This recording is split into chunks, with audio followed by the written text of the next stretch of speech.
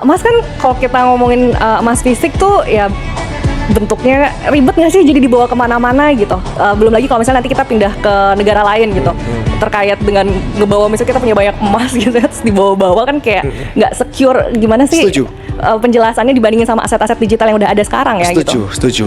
Kalau uangmu triliunan, kamu beli emas nggak bisa dipindahkan kali ya. Pindahnya susah lah ya, harus ada izin dari negara yang kamu pindah gitu kan. Kalau kamu mau pindah dari negaramu ke negara lain, kalau kamu cairkan di negara kamu sendiri bisa, pasti mau berapa kilo sih, mau berapa ton juga bisa kalau di negaramu sendiri. Ini masalahnya adalah pada saat kamu terbang ke luar negeri, kamu harus ada persetujuan dari negara itu bahwa kamu bawa emas dari sini itu resmi gitu.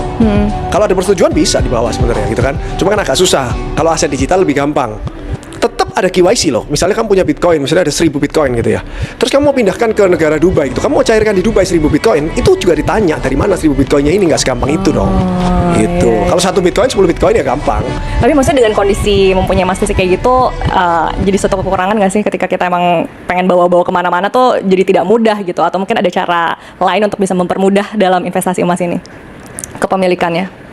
Kalau banyak nggak bisa dipindahkan ke negara lain. Bisa, tapi harus ada persetujuan dari negara itu, jadi lebih susah gitu loh. Misalnya mau bawa ke Singapura, kita mau pindah gitu ya, kita harus report dari Indonesia ini kita punya emas 1 ton dan saya belinya dari mana, pajak sudah bayar, saya mau bawa pindahin ke Singapura, terus persetujuan dari negara Singapura karena mau pindah. Kalau kita mau bawa ke Singapura segitu banyak, artinya kita mau pindah kewarganegaraan pastinya. Kalau cuma liburan masa mau bawa 1 ton kan nggak mungkin kan? Iya, bisa ngapain nih orang bawa 1 ton? Kalau memang sudah mau pindah warga negara, ya kita declare semua dong, harta saya di sini mau pindahkan ke sana, perpajakannya gimana, kalau udah oke semua bawa bisa. Tapi emas digital, kan sekarang ada juga tuh emas digital kok. Emas digital itu sekarang, ini nggak di-endorse nih, Pegadaian Hijau udah bisa itu, bullion dia baru ini. Jadi kalau kita beli emas nggak perlu fisiknya, kita tertera nama kita itu punya emas di sana, emasnya disimpannya di sana juga. Jadi kita misalnya beli 10 kilo emas gitu kan, berarti berapa itu? 20 M ya? 20 M ya kan? Wow. 20 M kita beli, tapi nggak mau simpen 10 kilo nih. Taruh rumah nanti diambil sama orang kayak atau gempa bumi, kayak kalau gempa bumi kan masuk ke dalam tuh. Kalau kebakaran masih nggak apa-apa, itu cair terus nanti bisa beku lagi. Gitu. Kalau gempa bumi kan masuk dalam tanah, hilang 10 kilo kita kan.